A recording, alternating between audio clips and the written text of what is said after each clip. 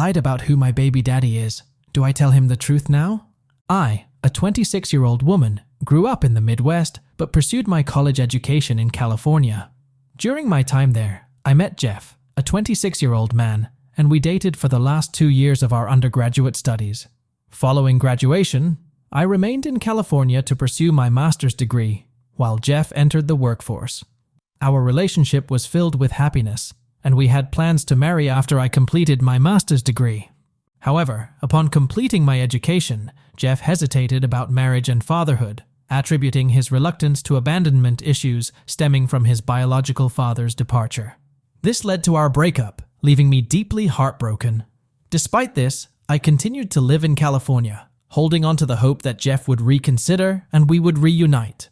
Unfortunately, that reconciliation never happened. Jeff began a relationship with Grace, a 25-year-old woman, approximately 5 months after our breakup. Realizing our relationship was truly over, I started planning my return to my home state. However, Jeff and Grace's relationship ended at the start of this year, and during their separation, Jeff and I rekindled our intimacy on a few occasions with no infidelity involved as they were publicly separated. After our last encounter, Jeff informed me of his decision to reconcile with Grace, stating he needed to distance himself from me due to lingering feelings. To be fair to Grace, he emphatically requested that I only contact him in dire circumstances, specifically if I were on the brink of death and wished to say farewell. 3 weeks following this conversation, I departed from California. 2 weeks after settling back in my home state, I discovered I was pregnant, with Jeff being the father. Determined not to leverage the pregnancy to rekindle our relationship, I deactivated all my social media accounts and created new ones without my name, ensuring privacy by only adding trusted friends with no ties to Jeff or those loyal to me, to prevent any information from reaching him. During the early stages of my pregnancy, curiosity led me to view Jeff and Grace's social media profiles, where I encountered references to each other as the love of my life, and saw a post from Jeff expressing his intentions to marry Grace. This revelation shattered me once more, prompting me to block them both and focus on moving forward with my life. Now, at 6.5 months pregnant, I've purchased a house in my home state and am dedicated to preparing a nursery for my baby. I'm filled with love for my unborn child and am confident in my ability to provide and care for them with some assistance from my family. A close friend in California invited me to her engagement party, and knowing I wouldn't be able to attend the wedding due to my impending motherhood, I decided to visit and extend my congratulations in person before my life becomes centered around my baby. My visit was a joyful reunion with friends who respected my request for privacy regarding my pregnancy in their social media posts. During my stay, a friend and I visited a store to purchase a scrapbook for the engaged friend. There, I unexpectedly encountered Tanya, Jeff's cousin, with whom I've had minimal interaction and no particular affinity due to her penchant for gossip. To my dismay, Tanya loudly speculated about my pregnancy in the store and inquired about Jeff's awareness. I falsely claimed the child was not Jeff's and attributed the pregnancy to a new relationship in an effort to avoid further speculation and gossip. Despite my hopes for discretion, Tanya's inclination for gossip led her to share the news of my pregnancy, resulting in a flurry of messages from mutual friends indicating Jeff's attempts to contact me. With my departure scheduled in 2 days, I'm engulfed in anxiety. Friends have suggested revealing the truth to Jeff, given his newfound knowledge of my pregnancy. Yet, I'm inclined to maintain the narrative that the child is not his, despite the growing difficulty in sustaining this falsehood. I'm torn between addressing the situation or continuing to ignore it, seeking guidance from impartial observers online. First update. Hello everyone. The general agreement on my previous post was that I should inform Jeff that he is the father of the baby. This became evident from the initial comments. Ultimately, we arranged a meeting. The encounter was neither particularly fascinating nor dramatic, but for those interested, here's what transpired. Jeff contacted the friend I was staying with via Instagram. My preference was to have a conversation over the phone, but he was adamant about discussing the matter in person as soon as possible. In hindsight, I should have waited until the following day, but I was eager to resolve the situation, and it seemed he was too. To be honest, I anticipated he would express disinterest in the child, as I couldn't conceive of any other reason for his insistence on a face-to-face meeting, especially at nearly 10 p.m. Consequently, my friend and I went to his parents' residence, where he awaited. His parents have always treated me as part of the family, which perhaps made me feel at ease there, despite the more appropriate choice of a neutral venue. Upon our arrival, Jeff's mother greeted us at the door. She embraced me, and I sensed her restraint from inquiring or touching my stomach, which I appreciated. I have always held her in high regard. We engaged in awkward small talk as she escorted me to the living room. The remnants of a recent celebration were evident, with discarded drinking cups and confetti strewn about the floor. Seated on the couch were Jeff and Grace, hand in hand. Surprisingly, my initial reaction to seeing Jeff was indifferent. His stepfather offered me a seat, but I chose to remain standing, not planning to stay long. Jeff initiated the conversation by stating his disbelief in the possibility of me meeting someone new and conceiving so rapidly, suggesting I couldn't deceive Tanya, but he was aware of the truth.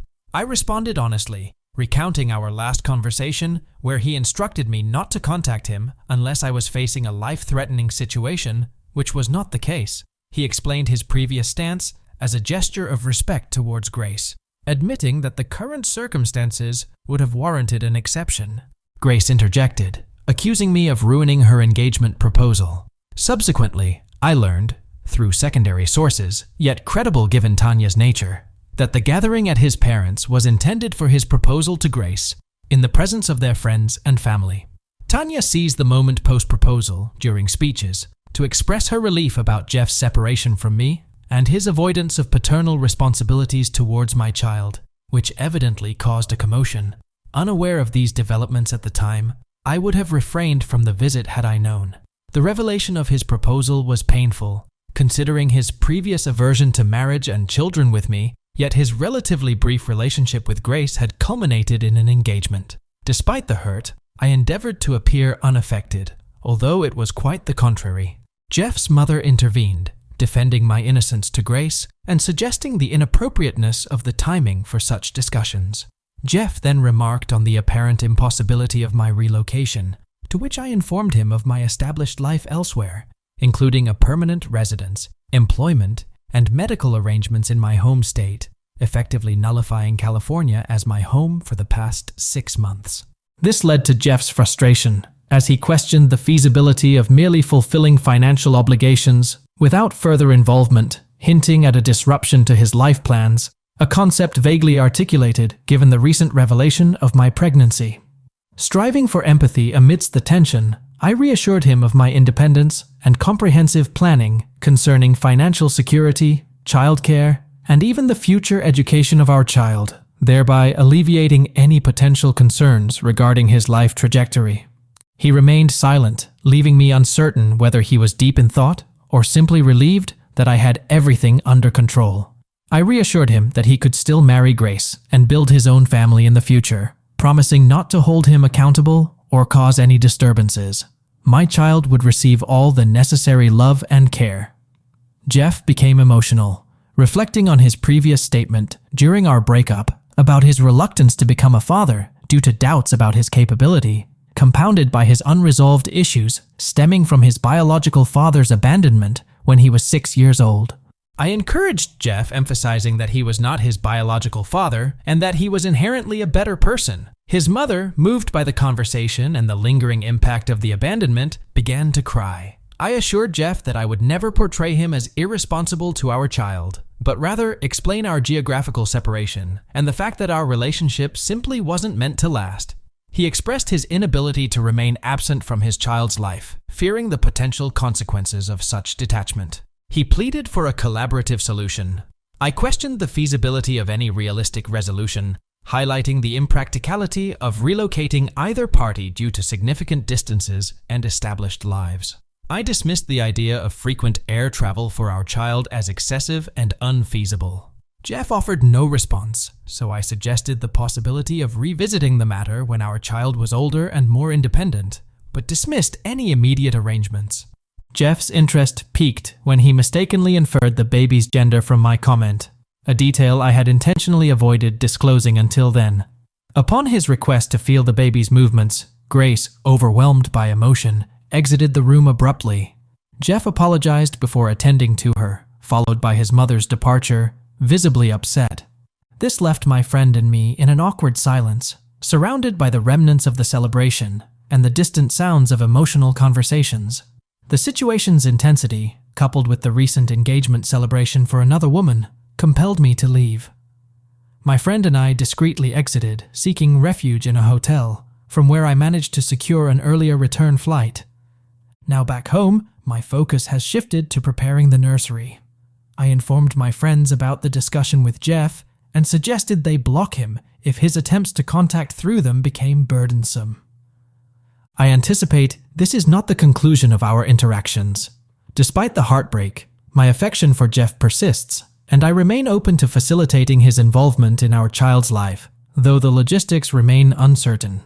Given the limitations on updates, I regret that I will be unable to share the eventual outcome with those interested.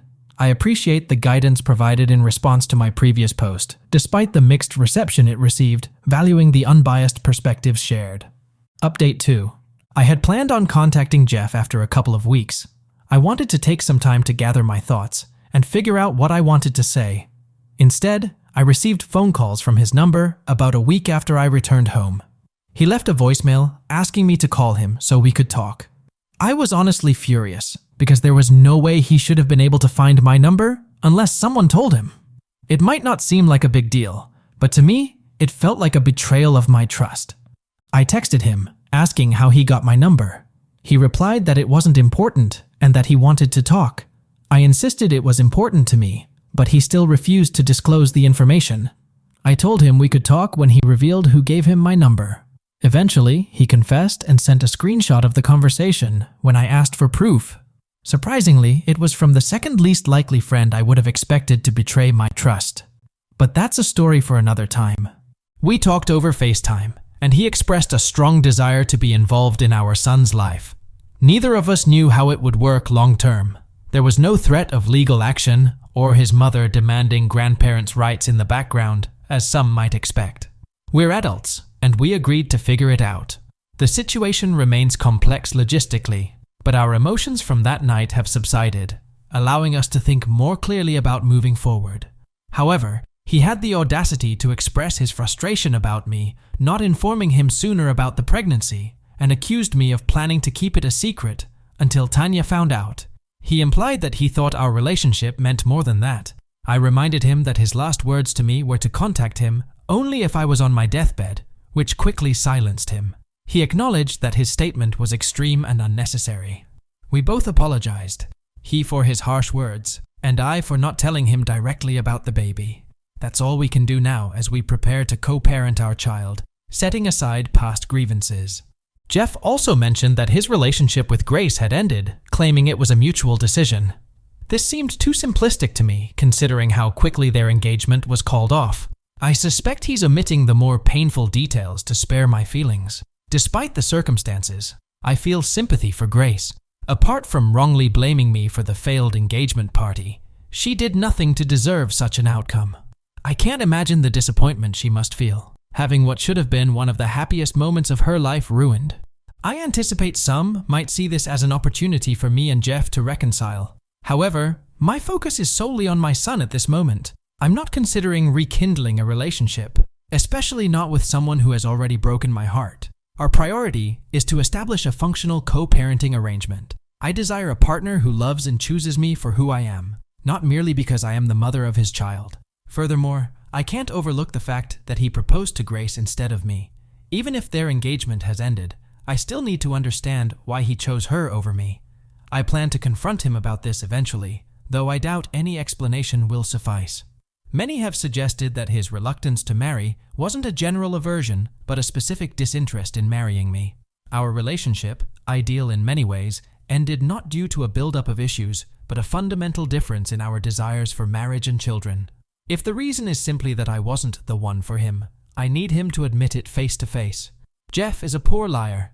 His discomfort and inability to maintain eye contact when lying are telltale signs. His honesty in this matter will be evident. Jeff also mentioned his mother's desire to send baby-related gifts, requesting my address. I declined, not out of suspicion, but discomfort at the idea of sharing my personal information. He has been consistently texting me and calls every night to say goodnight, sometimes even wishing to speak to the baby. This is confusing, considering he ended our relationship over his reluctance to have children. Yet now he seems eager to be involved. He's even expressed a desire to meet in person for a more substantial conversation, but I've hesitated, unsure if such a meeting is necessary at this stage. Despite our cordial interactions through messages and calls, I'm wary of the implications of his physical presence, especially with my baby shower approaching.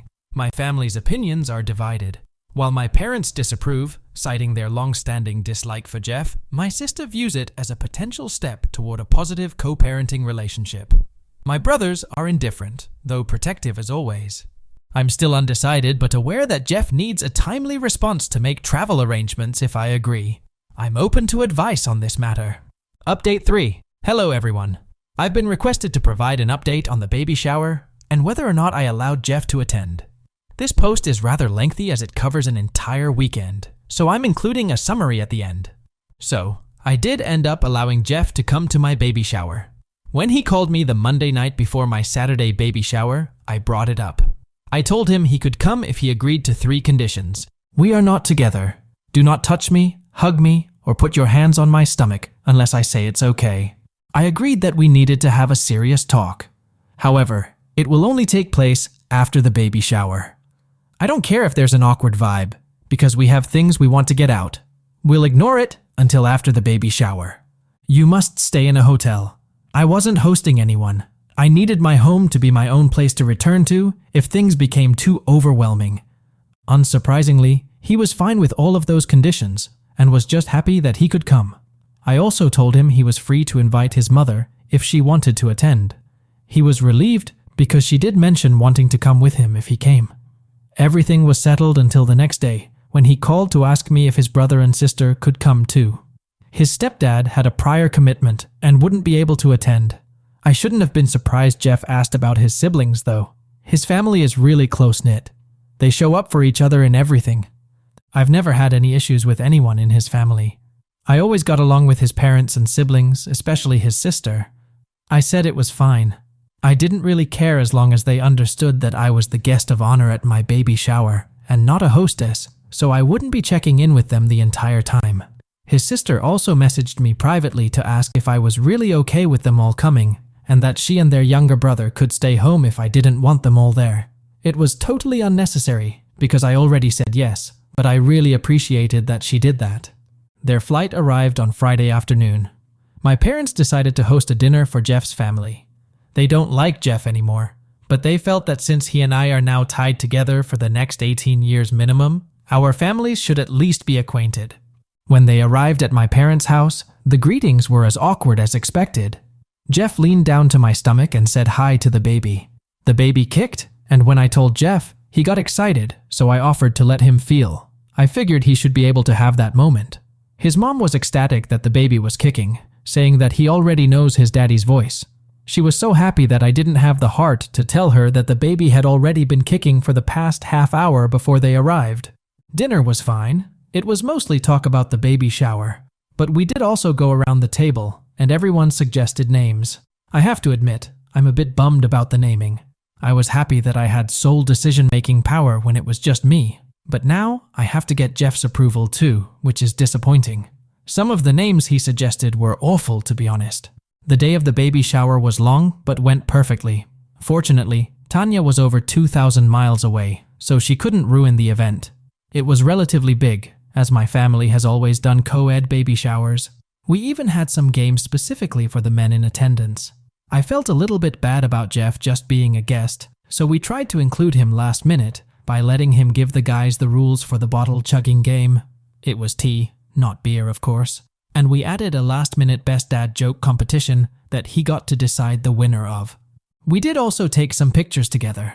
As I said in my last post, I didn't want to play house with him, but honestly, I was having such a great time that I didn't even mind that both sides of the family suggested pictures. More importantly, he asked for my consent before putting his arm around me and touching my stomach for the pictures, which was such a relief that he was respecting the boundaries I gave him before he came. After the baby shower ended, I invited Jeff's family to my house. I mentioned not wanting to give my address to him in my last post. Some people misunderstood that as me trying to stay hidden forever. Obviously, he was going to know my address once the baby came. I think what those people failed to realize is that it was all happening so fast. Jeff got my number one day, and the next day he was asking for my address on his mom's behalf to send baby stuff. It was a lot and far too soon. But since everything was going great, I didn't mind so much inviting them to see my house. His mom cried when she saw the nursery. Then I started crying with her because I'm a hormonal mess some days. The nursery is basically finished. I had just bought a different shade of blue paint because I didn't like the one I initially chose after looking at it for a couple of weeks. I was planning on it being repainted the next week, but Jeff and his brother offered to do it while they were there. I said no, obviously because they were guests. My dad chimed in to say to let him, Jeff, do it, because it's about time he stepped up to help. Obviously, my dad knows that Jeff just found out about the baby recently, and I reminded him of that. But my parents were the ones who comforted me every time I cried when I first moved back home, and again when I found out I was pregnant. It's going to take a while for them to warm up to Jeff again. So, Jeff and his brother applied the first coat of paint with my dad while I spoke with Jeff's sister outside. I inquired about Grace, but she declined to disclose what occurred, stating that it was a conversation I needed to have with Jeff. She did mention that her entire family had advised Jeff against proposing because it was too soon, but he was adamant, so they supported him. The only other detail she shared was that Tanya has been prohibited from attending her family's events for the foreseeable future, and their families are not on good terms because Tanya's parents do not consider her actions a serious issue. After the men finished painting, everyone except my sister and Jeff departed. Jeff and I agreed to have a discussion that evening. My sister stayed in the living room in case things did not go well, and I needed emotional support after Jeff left. He and I conversed in my bedroom. My feet were sore, and I needed to lie down, so I did, while Jeff sat at the other end of the bed. Neither of us knew how to begin, so I directly asked him why he had changed his mind about having children. I reminded him that he ended our relationship because he did not want marriage or children. He acknowledged his aversion to having children and his fear of failing in some way, but he also expressed that since the baby already exists, he already feels love for him and wants to be involved in his life. I then broached the subject of Grace. I was curious why he proposed to her and not to me. While it might not be relevant now, I'm still human, and I wanted to understand what made her different. He clarified that he was never opposed to marriage. He had been sincere about our discussions on marriage after I finished school. He had wanted to marry me. It was just the prospect of children he couldn't face. He admitted that he included marriage in his reasons for our breakup because he thought it would make it easier for me to accept. He believed I might overlook the issue of children for a few years, but if he also dismissed the idea of marriage, I would not stay. I don't understand why he didn't just discuss this with me. Instead, he broke my heart, thinking he was liberating me. As for why he proposed to Grace, she shared his views on not wanting children. He mentioned that they had discussed him getting a vasectomy, and she supported his decision. He conceded that they rushed into things. Grace pressured him to propose, desiring a grand celebration, so the proposal was not a surprise. Everyone, including Grace, who practically planned the event herself, knew it was coming. His family had urged him to wait longer, but he feared losing another partner and did not want to repeat past mistakes. His words, not mine. I questioned their breakup because I doubted it was an amicable, mutual decision. He maintained it was mutual, though somewhat messy. According to him, he and Grace had a conversation the day after the incident. She advised him to let me go, saying I had run away. She was willing to reconsider having children if he truly changed his mind, but she was adamant about not wanting to be a stepmother to my child. Essentially, she presented him with an ultimatum: choose her or the baby, but not both. He requested the ring back immediately. Reportedly, she responded by throwing the ring and several other objects at him. He assured me their relationship was completely over. He attempted to sweet-talk me, expressing relief that it was me who became pregnant and not her, suggesting I saved him from a grave mistake by marrying her. He regrets everything and wishes he could redo the last 2 years avoiding our breakup. Then he inquired if I could envision a reconciliation. At that point, I became frustrated and pointed out that he cannot continue oscillating between us. He tried to justify his actions, and while I believe his intentions are not malicious, his indecisiveness is evident. I told him that his fear-driven, hasty decisions need to be addressed with a therapist. I'm on the verge of becoming a mother. I cannot also take on the role of nurturing a man. He agreed to seek therapy to address his issues. Whether he follows through is uncertain. I emphasize that his therapy should be undertaken with the understanding that it benefits him and our son, not as a means to win me back, as that is not my priority at the moment. That concluded our discussion. Eventually, he lay down beside me, ensuring no physical contact. We simply spoke while lying next to each other. I grew tired, and he left in an Uber to return to his hotel. They were scheduled to depart on Sunday, but their flight back home was postponed by a day due to inclement weather in California. So the next morning, they all visited again, and Jeff and his brother applied the second coat of paint in the nursery, which turned out perfectly. I am delighted with the second color choice. I prepared lunch for the men as a token of gratitude for their efforts, even though they were more than willing to assist for the sake of their son and nephew. Jeff mentioned his plans to relocate to my home state within the next month to be present for the birth of the baby. His job allows for remote work, so he can make the move without needing to find new employment. He currently views the relocation as temporary, but admits he's uncertain about his ability to leave once the baby arrives. We'll see how things unfold. They departed the following day while I was at work. Jeff made a point to visit me at work to bid farewell in person. My co-workers were touched by his gesture of saying goodbye to the baby and promising a swift return. They all believe I should reconsider our relationship for the sake of the baby, though I suspect their judgment is also influenced by Jeff's height of 6'3" and conventional attractiveness, which they frequently mentioned at my baby shower and during his farewell visit. Jeff and his family safely returned home. I haven't received much information about his moving plans, but I anticipate it will take some time. Story 2. My husband cheated, so I informed everyone. Currently, he is devoid of support and seems indifferent. At present, I am 7 months pregnant, but the discovery of his infidelity occurred when I was 5 months along and hospitalized with pneumonia. I've recently shared about my mother, but I feel compelled to disclose everything that's been weighing on me. Although he was adopted, he is acquainted with his biological relatives. I disclosed his betrayal to his adoptive family, his biological family, my relatives, my friends, and his friends. The revelations were extensive upon my discovery. It came to light that he had been unfaithful to every previous girlfriend. I have since become friends with his ex-partners, who were also misled about numerous matters. He had assured me that he was no longer in contact with them, yet they learned about me through his mother's obituary, because, astonishingly, she was my mother-in-law. He accuses me of ruining his life, a consequence I admittedly desire. He is evading everyone, acting like a coward, and ignoring all messages. He attempted to convince my mother that he had consulted a lawyer and that I had made him feel guilty for expressing his unhappiness, a complete fabrication. In fact, when I confronted him about potential infidelity, he vehemently denied it, going as far as to swear on his deceased mother's grave, which was a blatant lie. The depth of deception in this situation is overwhelming, and it's baffling how some individuals can be so deceitful. He envisaged a life with the ideal wife and children, alongside a clandestine lover. He never intended to leave me, and now he is unresponsive to my divorce lawyer's attempts to contact him.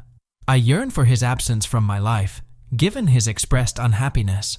Yet, now that I seek a divorce, he is suddenly preoccupied, despite previously insisting on it after I expelled him from our home. When confronted about his infidelity, he claimed to have been discontent for an extended period and had consulted a lawyer a month earlier, but struggled to disclose this to me. Therefore, he resorted to cheating and lying to conceal his actions for weeks. He expressed a desire for the child I am currently carrying, a decision I was not ready to make for another 2 years. However, now that we are separated, he suggests that the decision regarding custody is mine to make. His anger towards me stems from my decision to inform the boyfriend of his mistress, who was also engaged in an affair. According to him, this absolves him of any need to apologize for his actions towards me, as he perceives my actions as an attempt to disrupt his and his new partner's lives. He remains unapologetic, unregretful, and claims to have accepted his actions, insisting that I should move on. However, he cannot even utter the words, "I cheated," instead resorting to vague statements like, "You don't understand my perspective, and I have accepted my actions."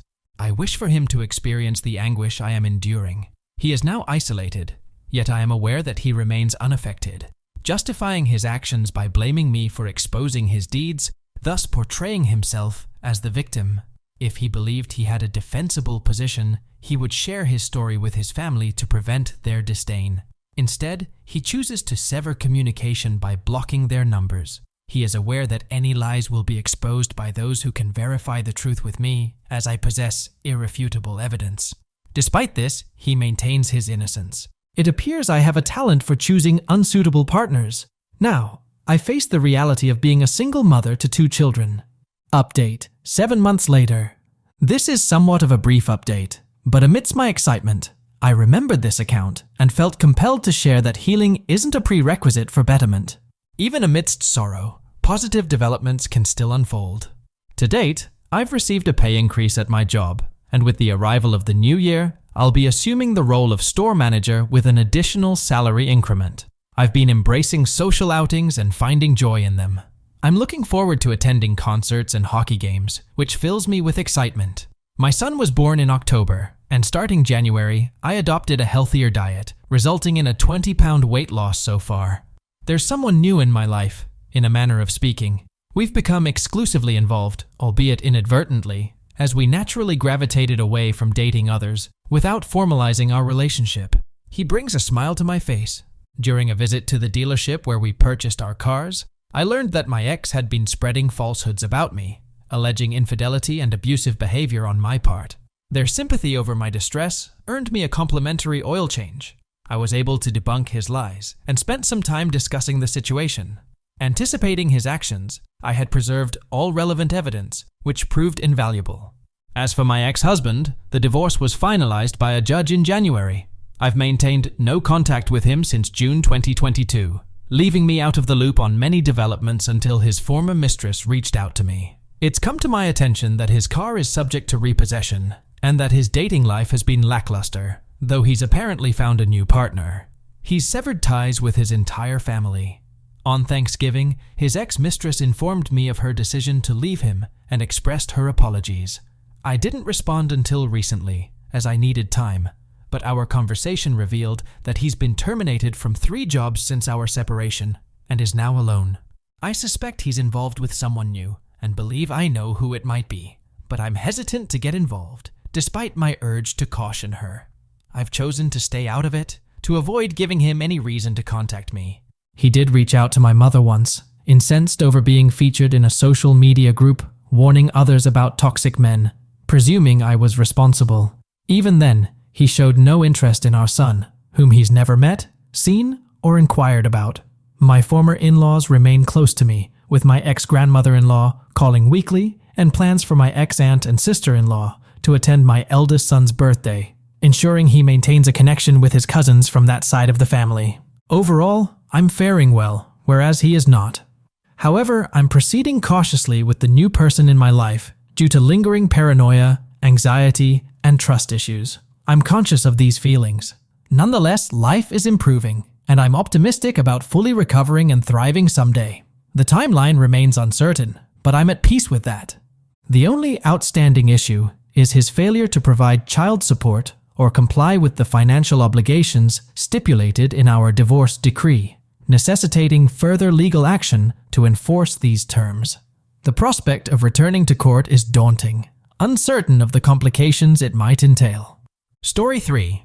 I discovered that my boyfriend is cheating after buying him an expensive Christmas gift. I, a 25-year-old woman, discovered that my ex-boyfriend, a 26-year-old man, had been cheating on me for 5 months. I was truly devastated and felt a surge of rage inside me, especially after I had bought him a new PlayStation 5 since he wanted one but couldn't afford it. I had been saving a considerable amount of money to purchase the console along with some games for him. We had been dating for 3 years and living together for a year and a half. I immediately kicked him out after his other girlfriend messaged me, apologizing because she hadn't known that he had a girlfriend. Initially, I didn't believe her because I trusted my boyfriend profoundly, but she provided evidence. There were numerous messages where he flirted with her and sent nude photos. I was disgusted, truly disgusted.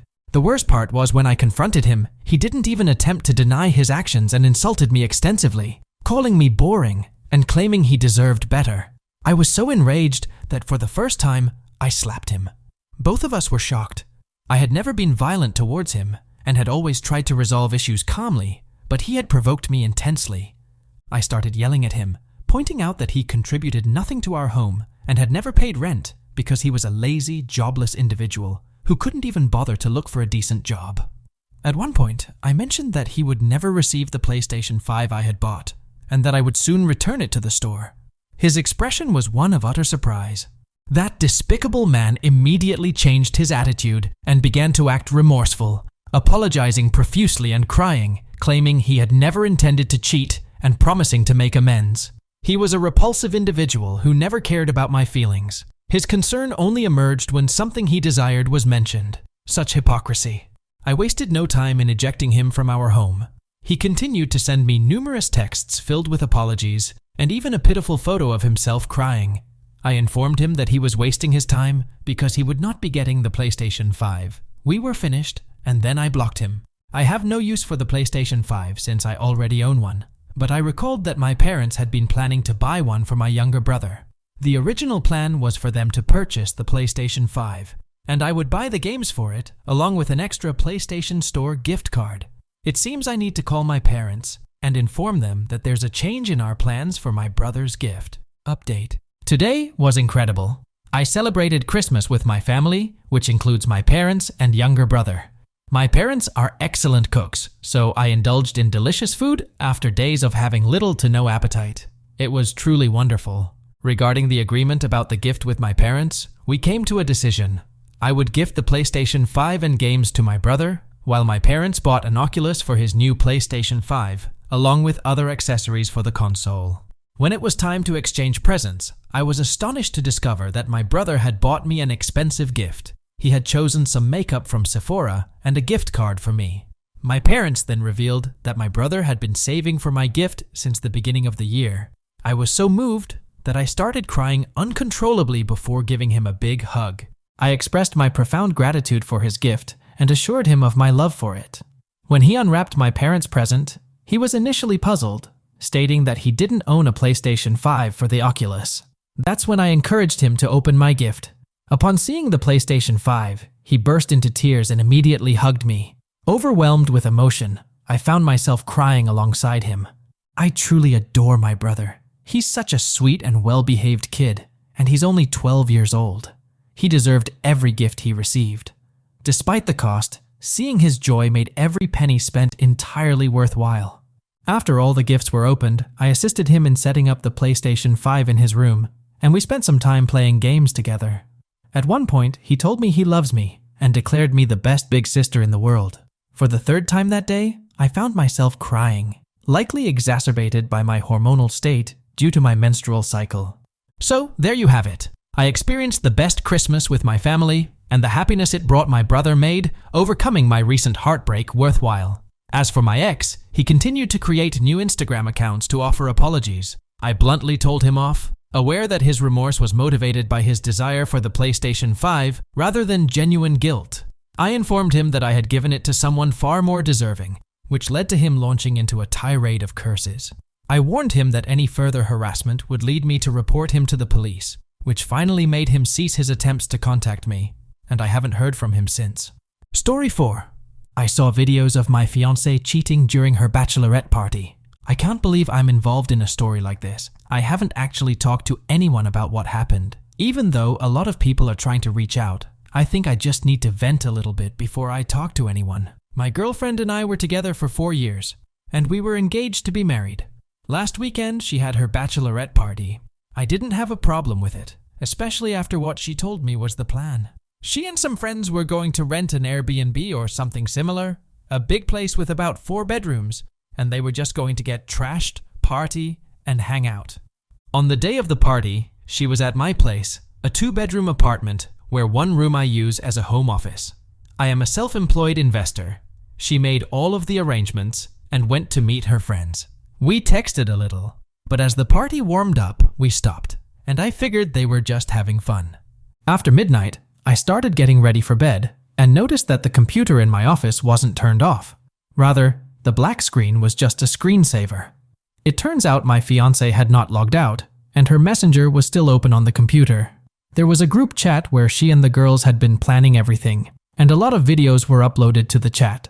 I was a little curious and I started watching some of the videos. Most of them were pretty innocent, just a group of 15 girls getting drunk, stoned, dancing, and whatever. Then, there was a video of a woman going to the front door, and about 10 guys enter the apartment. I don't know who they were, and I didn't recognize anyone. There were a couple of videos of the guys and girls dancing and drinking. And then, the worst happened. A video started of my fiancée making out with a guy on the sofa. She stops and rolls over and starts making out with a second guy. Then there was a video of her and the two guys going into a bedroom. There was also a video of them coming out that, according to the timestamps, was 5 minutes later. But that doesn't mean anything. For all I know, the videos were an hour apart, and they were all just uploaded at the same time. Seeing all this was like a sledgehammer to the gut. I walked into the bathroom because I thought I would be sick. I wasn't, but I felt like I paced back and forth in the apartment for about 30 minutes. Then I poured myself a rocks glass full of whiskey and chugged it down. I saved the videos and then made one of my own. Just a short little selfie video of me saying, "Hi, this is my name, your ex-fiancé. Just wanted to say I saw the videos from the party and the wedding is off. I hope it was worth it." I'm glad I saved the videos because in less than 10 minutes, they were all deleted and my phone started blowing up, but I didn't answer any calls or texts. At first, it was just my girlfriend texting, saying she could explain, and it's not what it looked like. Then her friends joined in, but I ignored everyone and didn't respond. Then suddenly, I got a request for a video chat, and I'll admit, my curiosity got the better of me. I answered the call, but didn't say anything. It was my fiancée sitting in front of the camera, and she looked like she had been crying, with her friends just around her. I really only know maybe 4 of the friends, but I recognize a lot of the others. First, she started apologizing, but kept saying it wasn't what it looked like. It was just a party, and the guys coming over was not planned or anything like that. She said it might have looked bad, but nothing happened. When I didn't say anything, she just kept going on with more of the same, and her friends backed her up. The more I didn't speak, the more hysterical she got. Eventually, she admitted to kissing the 2 guys, but dumped the blame on her friends, who all took responsibility for that, which surprised me a little. She said the kisses didn't mean anything, and that's all that happened. Then she seemed to remember the video of her going into the bedroom, and she started screaming that it was just a joke, and nothing happened. All the other women confirmed it was just a joke, and that my fiancé had walked into the room and then turned around and walked out again. This just kept going on, and they just kept repeating themselves. Eventually, everyone got quiet, and all I said was, "Is there anything else to add?" She said no, and I just ended the video call. I went onto social media and changed my relationship status to single and posted that the wedding was off, and if anyone had bought a present, they should feel free to return it. My fiancé saw the post and is freaking out even more. Just keeps insisting that all she did was kiss and nothing else. I sent her a text saying if I suspect that her or any of her friends lie about what happened or try to make me the bad guy, then I will post all the videos online. Right now, no one else knows what is happening. This was a couple of days ago, and everything for the wedding is cancelled, and my fiancé just keeps pursuing me. Any advice on what I should do from here? Story 5. I thought I had forgiven my husband for cheating on me, until I fell in love with someone else. I, a 34-year-old woman, have been in a relationship with my husband Will, a 38-year-old man, for 10 years, of which we've been married for 7. Together, we have a 5-year-old son. 4 years ago, I discovered that Will was having an affair.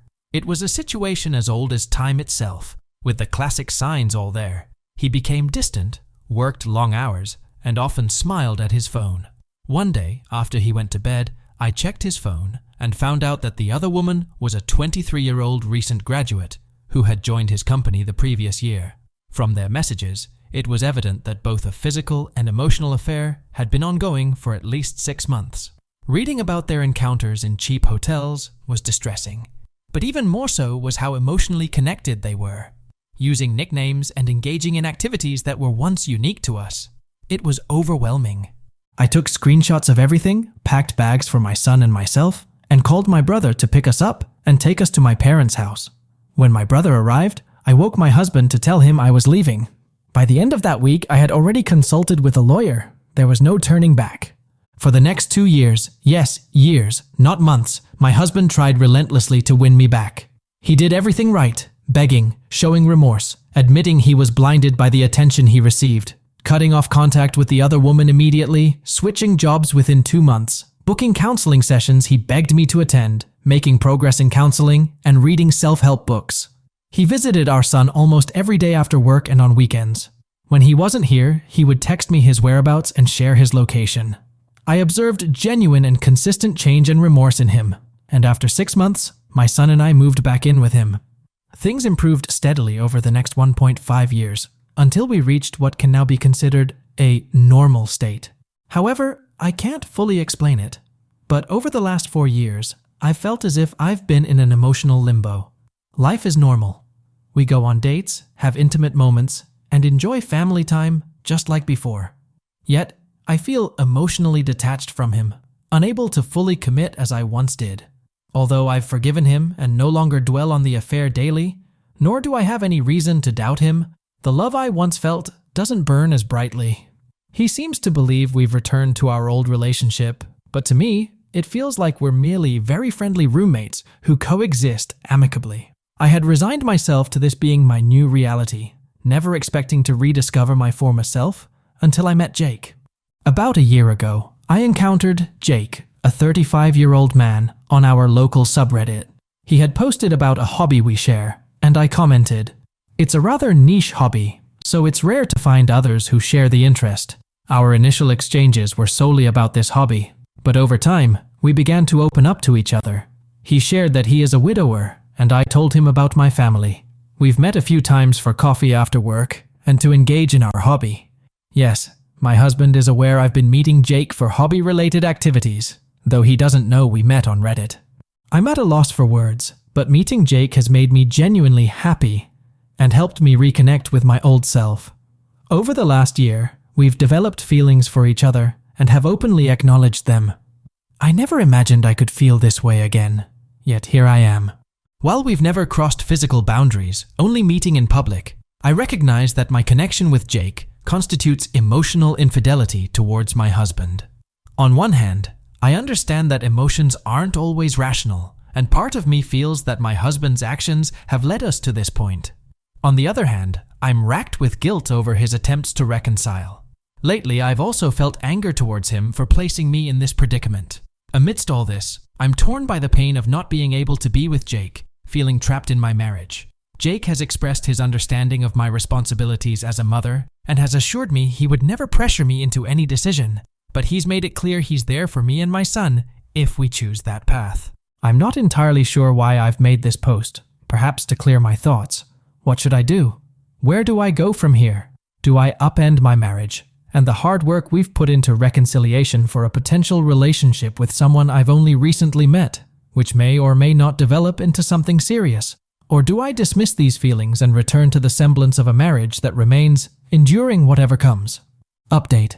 After reading all the comments and reflecting on my situation, I acknowledge the reality of my failing marriage. I was not proud of my own actions, but I recognized the need for change. Shortly after my last post, I had a conversation with Jake. I explained that I couldn't pursue anything with him under these circumstances, emphasizing my need to address my current predicament. I'm uncertain about what the future holds, but for now, we agreed to part ways. Jake expressed his understanding and offered his support should I ever wish to reconnect. In the meantime, I confided in my closest friends and family, all of whom have offered their unwavering support. My best friend has been particularly instrumental in helping me navigate this process, including finding a lawyer and attending various appointments. I have spent the last few months strategizing the legalities of the divorce. About 2 weeks ago, I confronted my husband and requested a divorce. The conversation was fraught with emotion. Surprise, desperation, sadness, and anger were all present. I regret some of the things said during this exchange. My husband pleaded for a chance to reconcile, particularly shocked when I mentioned his affair. His reaction to the notion that I had led him on for 4 years prompted me to question whether his distress stemmed from missing an opportunity with his affair partner, a common pattern among unfaithful spouses. I also disclosed my interactions with Jake, clarifying that my decision to leave was independent of any external relationships. The trust between us had irrevocably broken, especially considering his actions during a challenging period in our lives, including my difficult pregnancy and the early stages of motherhood. Since that discussion, my husband has been staying in the guest room. We have had several conversations, and it seems he's beginning to accept the end of our marriage. He is planning to move out this weekend. Although we aim to remain civil, the future of our interactions remains uncertain. Story 6. Idiot fiancé breaks up with me, ruins his own life. Last week, my 27-year-old fiancé, whom we'll call Mason, and I, a 27-year-old female, ended our relationship. Mason decided to break up because I expressed my unwillingness to quit my job and relocate across the country to support his aspiration to become a streamer. I am currently employed in Minneapolis, earning a substantial income as a NICU, neonatal intensive care unit nurse. This city is not only my home, where my family resides, but I am also deeply attached to the local scenery, especially the areas outside the city. Mason, on the other hand, was essentially fulfilling the role of a stay-at-home boyfriend. His employment was limited to a part-time position, working merely 20 hours a week as a barista at a Starbucks, conveniently located just a 5-minute walk from our apartment. Given my lucrative position, financial stability was never a concern for us. However, my worry stemmed from Mason's apparent lack of effort in securing a full-time job in biology, despite holding a degree in the field. It seemed as though he hadn't even attempted to search for one. I had even offered to support him financially should he decide to pursue a master's or PhD program he claimed to be interested in, but he never took the initiative to research or apply for any programs. Mason was fixated on the idea of becoming a streamer and relocating to Los Angeles. Yet, he consistently claimed he never had time to stream or dedicate effort to building a social media presence. His Twitch account had a meager following of just 2 people, and he hadn't streamed in over a year. I shouldered the financial burden, covering our apartment rent, groceries, his medications, his pet fish's needs, and all our date expenses, which I always planned. Despite my demanding work schedule, I found myself also taking care of the grocery shopping on my way home, cleaning, cooking, and doing the laundry. Mason's contributions were limited to cleaning his fish tank and operating the Roomba. The situation escalated when I confronted him about his habit of overfilling the trash bin without taking it out, and when I expressed my refusal to abandon my job, finance our move to LA, and leave my family behind, all for aspirations he wasn't actively pursuing. Mason spent around 50 hours a week at home, often in his underwear, consuming Takis and playing video games without streaming, yet expected me to prepare dinner immediately upon returning from the hospital. Our disagreement ultimately led to our breakup. In response, I terminated our apartment lease and moved in with my sister temporarily as I searched for a new house, all the while erasing every trace of Mason from my life. Despite his attempts to reach out via calls and texts, I have resolved to move on from his parasitic behavior. Regrettably, a couple of my friends have been swayed by his manipulative narratives, unable to see through his deceit. It's astonishing how I'm portrayed as the villain for refusing to play the role of a caregiver to my adult partner. Update: a while ago, I shared a story about the end of my relationship with my ex-fiancé, Mason. The breakup was primarily because he wished to relocate to Los Angeles to pursue a career as a streamer, despite showing little initiative and having only 2 followers on Twitch. Recently, through a mutual friend, I've come across some surprising updates. Firstly, Mason is indeed moving to Los Angeles in September. This news is somewhat relieving, as it means I can frequent our old favorite spots without the worry of bumping into him. However, the second piece of information I received was quite revealing and confirmed my suspicions that I was merely a financial support to him. Merely 1 week post-breakup, Mason publicly identified as gay and began a relationship with our mutual best friend, who is now an ex-friend of mine. Mason had always referred to him as like a brother, which now casts their previous interactions in a different light. I want to clarify that I harbor no ill feelings towards gay individuals. In fact, I am genuinely happy for Mason and hope he finds true happiness and love that is sincere. Nonetheless, reflecting on the final months of our relationship, I can't deny that I suspected infidelity. Learning now that he had been aware of his sexuality for a year before our separation, all while financially depending on me and possibly engaging in a secret relationship with his brother, is disheartening. On a positive note, My sexually transmitted disease, STD, tests came back negative, although we had not been intimate for several months leading up to our split. I wish Mason well in his journey towards self-discovery and motivation. Yet, it's frustrating to think about how much unnecessary hardship and conflict could have been avoided if he had been open about his sexual orientation and taken responsibility for his financial independence, rather than expecting everything to be handed to him. On my end, life is moving forward positively. I am in the process of buying a house, which will be finalized next week. I've also joined a local tennis league and have started dating again, exploring new opportunities and enjoying life. The house will require some renovations, and I'm looking forward to undertaking these projects myself. Life is indeed good, albeit unpredictable at times. Story 7. I broke up with my boyfriend because of his views on cheating. I'm uncertain about my feelings. I am a 25-year-old female, and my boyfriend is a 28-year-old male. We have been in a relationship for 3 years and living together for 2. I am acquainted with his family, including his brother, Sam, a 33-year-old male who is married to Lisa, a 32-year-old female. They have a 4-year-old daughter. My boyfriend has a close relationship with his brother, which has led to me forming a bond with his wife and children as well. Sam occasionally visits our place to play video games with my boyfriend. One day, while they were engaged in gaming, Sam charged his phone in our guest room. I happened to be cleaning the windows there when his phone received a message. Curiosity got the better of me, and I saw a text from a contact named Office that read, "I had a great time last night, your tongue is magic," accompanied by emojis. I was taken aback. Sam has always portrayed himself as a devoted husband, and Lisa considers him the ideal spouse. The thought of him being unfaithful was jarring. This incident was the first of its kind. Another day, while Sam was at our house, I overheard him in the guest room, this time with the doors open, professing his love to someone named Beth over the phone. This further fueled my suspicions. I confided in my boyfriend that I believed his brother might be engaging in an affair. I inquired if he was aware of any such behavior. His reaction was one of complete neutrality. He admitted to knowing about Sam's infidelities, trivializing the matter by stating that as long as everyone involved was content, he preferred not to meddle in others' affairs. I questioned the morality of his stance, unable to comprehend how he could justify his brother's actions. He maintained that it was a personal matter and expressed his reluctance to disrupt his brother's marriage. I emphatically argued that the marriage was compromised the moment Sam became involved with another woman, criticizing my boyfriend's complicity. I posed a hypothetical situation where I was unfaithful, and my sister chose to remain silent, highlighting the hypocrisy of his argument. He conceded that he would be hurt in such a scenario, but insisted this situation was different. Frustrated, I demanded space, emphasizing my intolerance for infidelity and those who condone it. The betrayal altered my perception of him.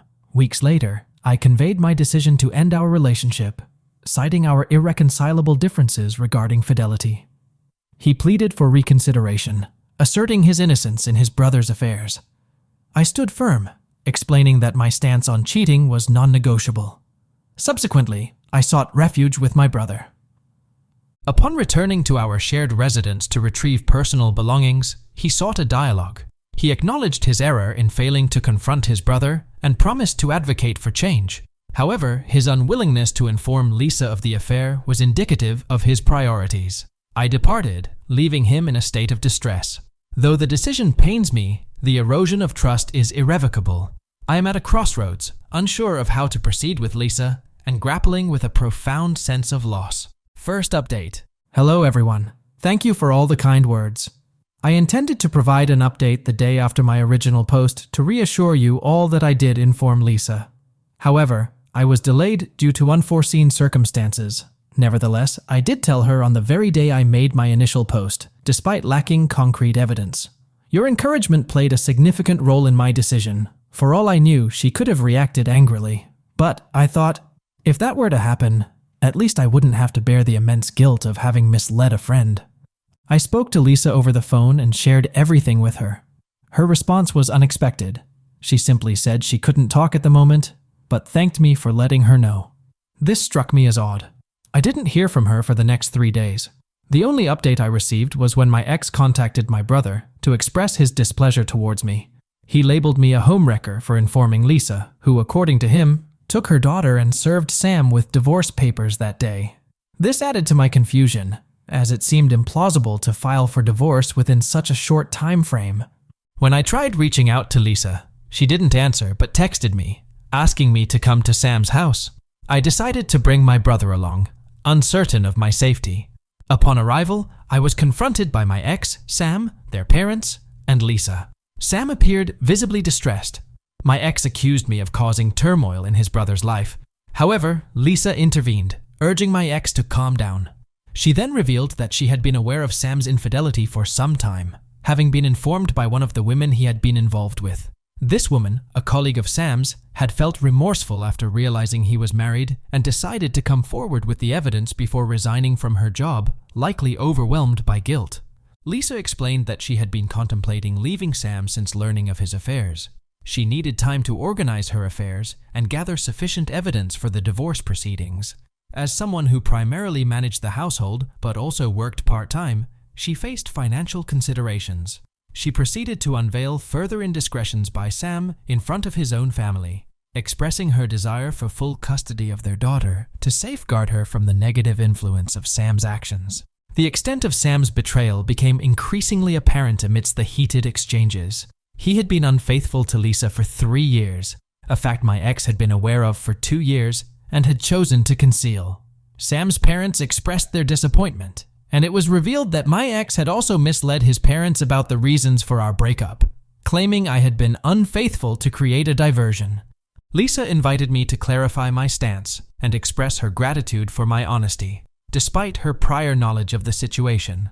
Both of our families apologized to us, acknowledging the shame brought upon them by their sons. The weight of the situation was palpable, and I couldn't help but feel sympathy for them.